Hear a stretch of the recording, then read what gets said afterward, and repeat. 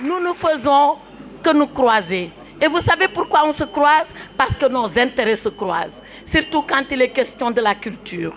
Donc je voudrais vous demander, Monsieur le maire Badji, de transmettre mes salutations les plus sincères, les plus distinguées, les plus chaleureuses au maire Alioune Sall. Et lui dire, par une autre mention particulière, que je lui demande de soutenir ce garçon.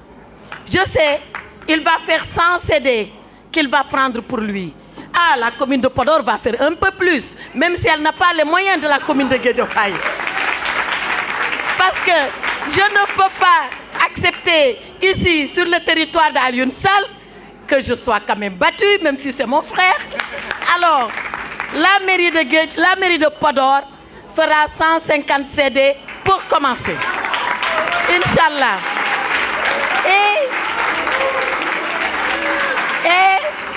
Et je veux que la compétition continue.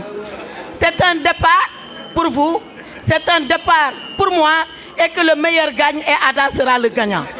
Inch'Allah. Donc, les enchères sont ouvertes. Mais vous imaginez bien, si je fais ce grand détour de courtoisie, c'est pour arriver à l'enfant chéri de Podor. Comme on le dit, nous sommes tous des enfants de Podor. Mais Baba Mal est l'enfant chéri de Podor. C'est comme ça. Alors Baba, je voulais cet après-midi, avec l'affection qui nous lie, te dire merci. Merci pour cette générosité. En général, quand les stars sont des stars, elles frôlent le ciel parce que c'est des étoiles. Elles regardent rarement en bas pour voir les jeunes pousses arriver. Toi, tu es star et tu as su rester ce que tu es, c'est-à-dire l'enfant de Podor, l'enfant du Fouta, celui du Sénégal, de l'Afrique éternelle, l'enfant des Peuls, des Wolofs, des Mandingues, des Maures, l'enfant de tout le monde. Et ce que tu as fait cet après-midi est un geste d'une rare générosité. De venir de ton rang, tendre la main, porter dans tes bras un jeune enfant de Podor, ton petit frère, ton neveu. Je pense qu'on lui doit des applaudissements à Baba. C'est vraiment l'expression de ce que tu es. Alors Baba, on te confie Ada. On te le confie pour qu'il puisse sortir de cette grande banlieue de Dakar, cette banlieue digne, courageuse et vaillante, pour qu'il puisse sortir de Podor, qu'il puisse sortir du Sénégal et que partout, Ada, double cerveau, porte le message du slam, qu'il le porte à travers le monde entier. Il en est capable, tu en es capable. Comme dit ton frère Ami Youssou Ndour, c'est seulement l'homme qui a peur, sinon il n'y a rien. Alors il y aura tout pour Ada si tu l'aides, et je sais que tu vas l'aider. Alors Ada, mon fils, le slam, je l'ai découvert, le slam, au détour d'un concours de plaidoirie. Vous vous rendez compte? J'étais partie présider un jury de concours de plaidoirie. Et on nous a dit qu'à l'intermède, il y aura un slameur. Il y a 3 ans de cela. Et j'ai dit, mais c'est quoi le slam? On m'a dit, le slam, c'est une poésie en musique. Et nous avons vu ce fameux slameur. Mais je dis qu'il est en train de plaider.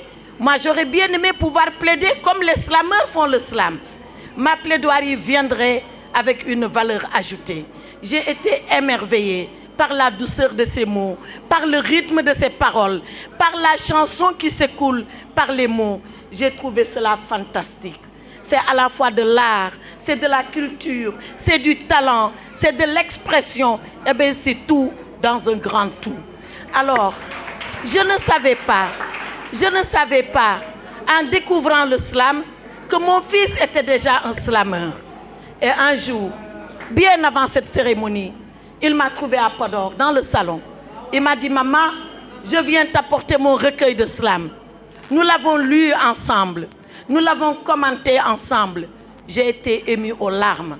Je lui dis, Ada, vas-y, nous sommes ensemble. Nous sommes avec toi. Et tu iras aussi loin que ton talent et ta générosité va te pousser. C'est ce que je lui ai souhaité du fond du cœur. Et Inch'Allah, qu'il le veuille, même s'il ne le veut pas, il ira aussi loin que ça. Parce que c'est un fils béni de Podor. Parce qu'il a mis le drapeau de Podor très haut. Parce qu'il n'oublie pas ses racines. Il n'oublie pas sa ville. Il n'oublie pas ses parents. Adama, comme disait ton grand-père Senghor, frappe le sol dur de tes mains. Ouvre tes bras à l'éclat du monde et que le vent de la réussite te porte au-delà de ce que tu peux espérer.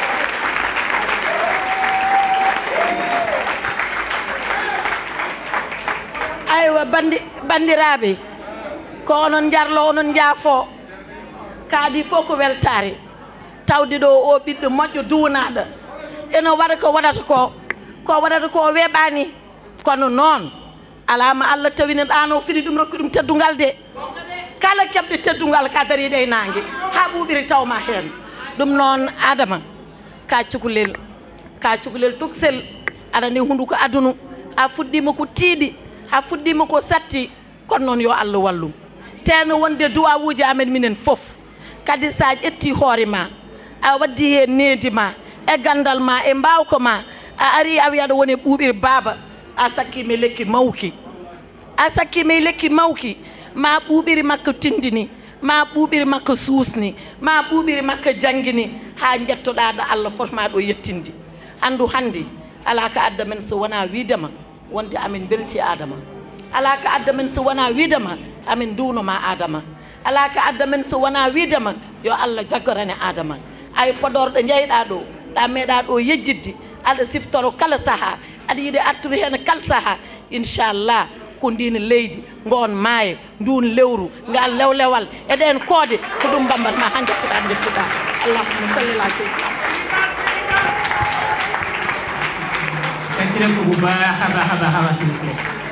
Encore une fois, applaudissez c'est très fort.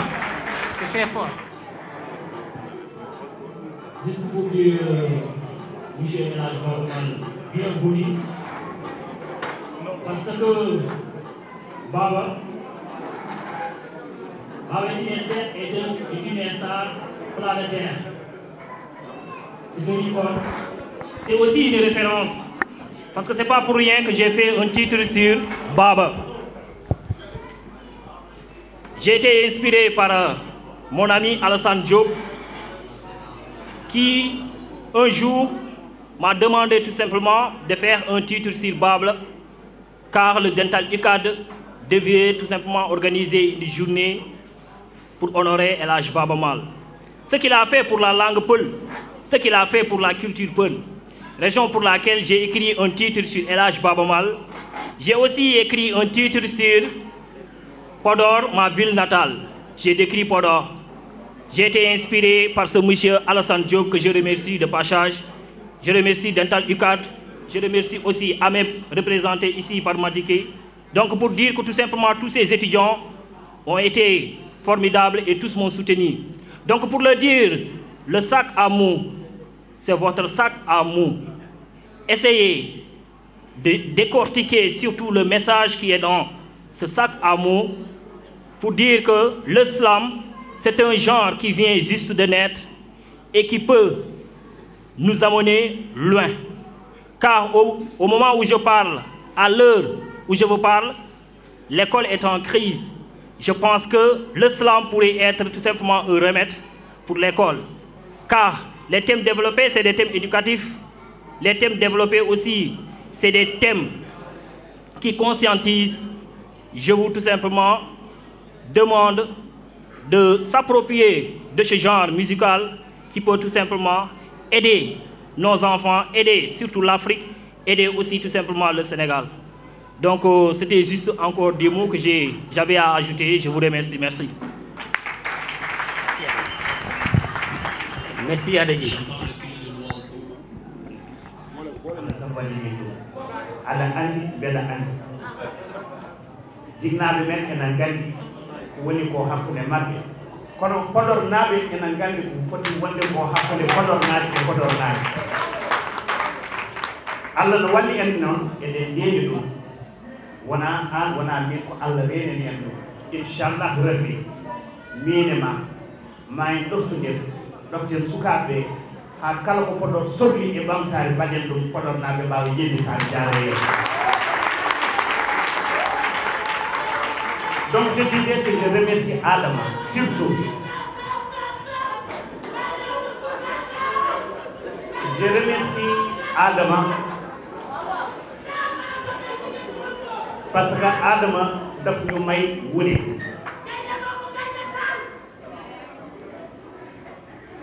Adama daf ñu may wune nim ñu may wune mooy lépp lu nit di def ci àdduna na ñaan yàlla loolu am barke parce que barke mooy loo xam ne lii dafay law soit dina law ci li yaatu mooy boo waxee côté géographie nga def dara mu rafet mu neex nit ko dégg ko en des milliers de kilomètres mu ne man bëgg naa copier exemple boobu ndax ma mel ni kii def lii ci place nangam ou bien mu am barke mu law ci li nga xam ne moom mooy le temps ñun dañu ñëw ñu nekk ay artistes yàlla macha allah defal ñu ay baat yu neex xam nañ ko depuis Podor parce que boo yëkkatee baat nga nekk xale bu tuuti nga am 11 ans 12 ans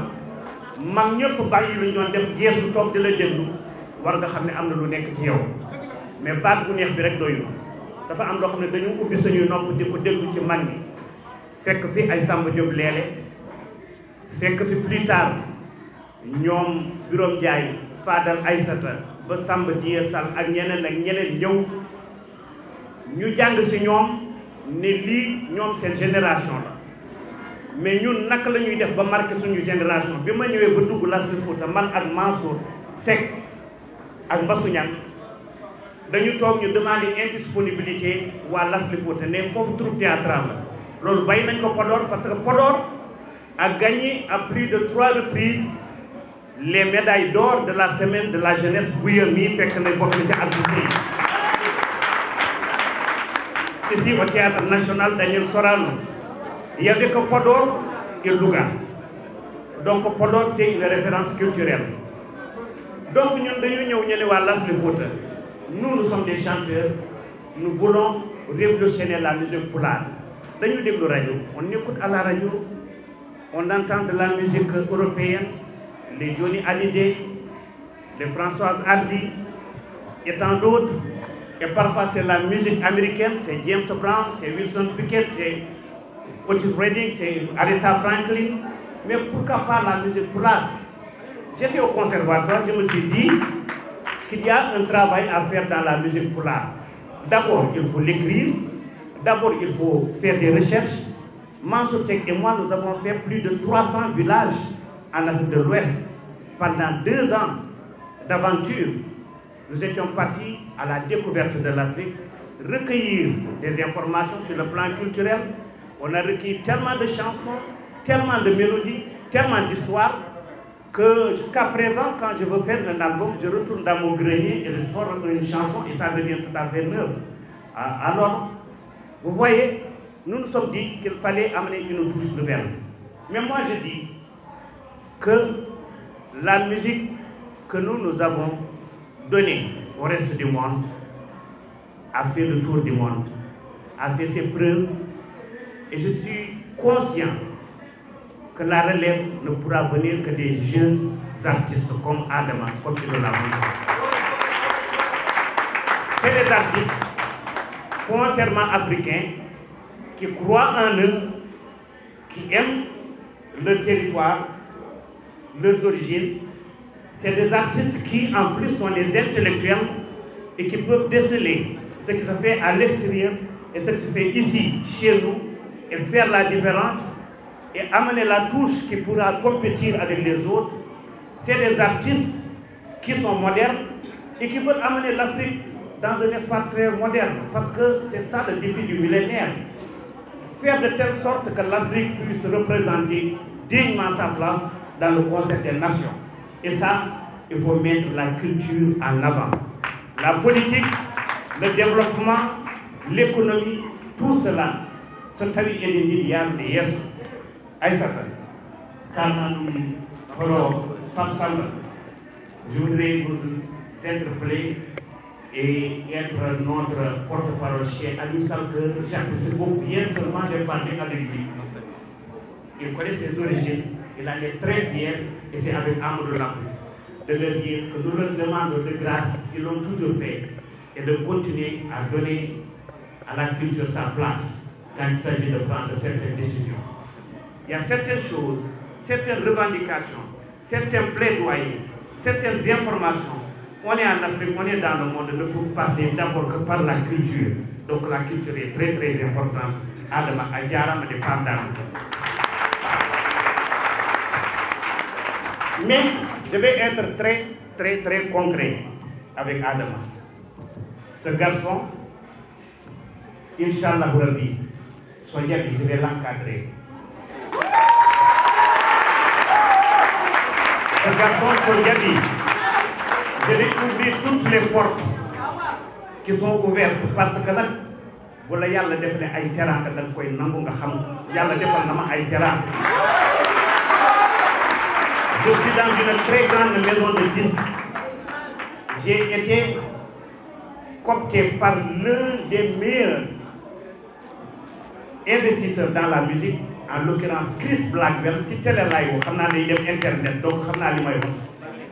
C'est lui qui a vendu sa maison jox ko Bob Marley indi ko monté ay na record dafa tourné ak Bob Marley ba Bob Marley nekk fi mu nekk parce que dafa gëm li Marley doon def bi mu jotee la cassette Jamléli bi nga xam ni on l'avait tiré à 1000 exemplaires parce que ay étudiants lañu woon comme moom on était en France ñu jël ñu dem studio def suñu cassette tiré à 1000 exemplaires man ak Mansour Seck ne lii dañ ko yónnee Sénégal ndax ñi ñu xam foofu bañ ñu fàtte parce que ñun ñu ngi fii ñu ngi à l'aventure xamuñ kañ la ñuy dellu si benn ci cassette yooyu di daw ba yegg Gambie benn Gambien moo ko jënd tekk ci këram am benn touriste bu doon romb dégg cassette bi di woy musique bi neex ko mu xool seen ci bunt bi au fond mu am fa benn genre chaîne à musique bu taxaw nekk ci la musique bi doon génn mu ñëw fekk waa ji ni cassette bi neex na ma lool te doo ma ko jaay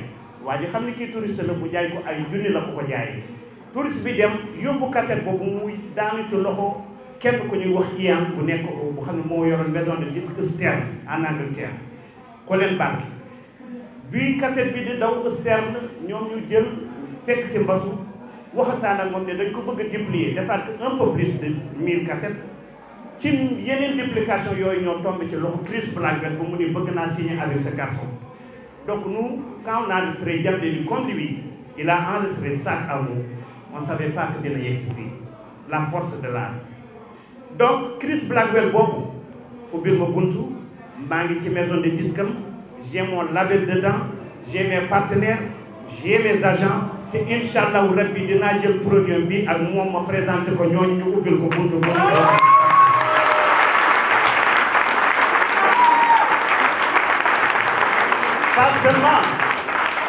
Pas seulement parce qu'il est de Podor, parce que man nag dëgg la du ma jëy ginaar bu muy bëkkee waaw boo mënul dama naan mënoo am naa sama rak amel mal day woy am naa ay yeneen xarit yoo xam ne dañuy woy mais nag balaa may jàpp nit ñi ko yóbbu sur le plan international ndax am na nag ñun lu liggéey ñu ñoom Youssou ak ñoom Ismaïla Lo balaa ñuy yóbbu nit di ko nekk garanti yàlla fekk ko mérité ko mën ko bi ma dégloo projet je lui ai dit que j'ai des frissons parce que le concept vient en son heure c'est facile à transporter n'importe qui peut l'écouter la musique est très belle le choix est très intelligent et c'est facile à mettre sur la scène et à proposer donc yow neex nga dimbali Inch'Allah rabbi dinañ ko dimbali. Mais loolu c'est à l'extérieur yéene lañ ci am fu mu mën ci yegg yàlla moo koy yeggale doomu aadama foo nekk rek amal yéene bu rafet bu yeggee rek yàlla moo koy yeggale mais nag fii sur le territoire africain laay wax moom dafa dellu si indil ñu li nga xam ne daf ñu manqué woon di waxtaan ak ñun parce que quand on a écouté l'album sous les manguiers là-bas à Mbunk dama ni ko mais ce que tu fais là l'islam mais c'est de la pure musique africaine. L'équivalent déglul ñoom Mansour Seck ñuy ñëw di benn kër di def benn kii parce que il fait un concert à l'université. C'est comme Mansour Seck faisait un concert dans une concession de maison. Il commence sa guitare, il commence assalamu alaikum bandiraɓe caggal yettude Allah sur de la musique. Et les gens ils écoutent parce qu'il faut faire de la musique pour qu'on vous écoute. Il ne faut pas faire de la musique pour qu'on vous entende parce que yuuxu rek ñu dégg la mais ku def lu neex ñu déglu la. Moom il fait de la musique pour qu'on l'écoute, qu'on étudie ce qu'il dit, qu'on comprenne ce qu'il dit et qu'on se l'accapare pour quand même avoir des repères dans la vie. Sincèrement, xale bu tuuti nga yal na la yàlla la fa jàppale la ñun dinañ la jàppale soobee yàlla. Le reste on le laisse avec les journalistes. Merci beaucoup.